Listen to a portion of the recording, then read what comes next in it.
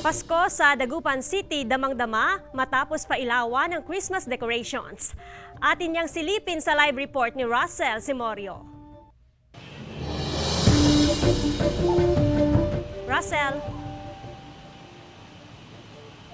Joan, wala pa mang Disyembre pero Paskong Pasko na dito sa Dagupan City. Simula kagabi, dagsana mga bisita dito para matunghayan nila ang ganda ng mga Christmas attractions.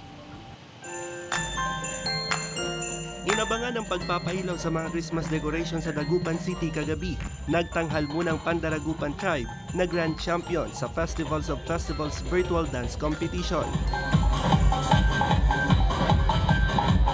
Yearly po, inabangan po ang Christmas village ng Dagupan.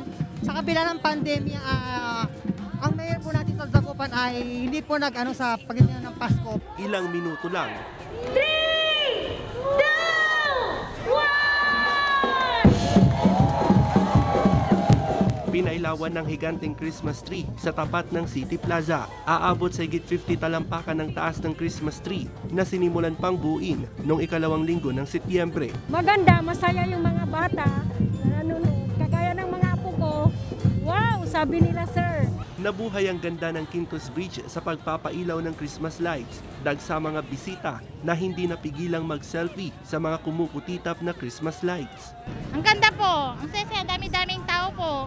Opo, enjoy kami. Kasama ko yung dalaga ko po. Nakabantay ang Public Order and Safety Office para ipatupad ang health at safety protocols dahil sa dagsa ng mga bisita.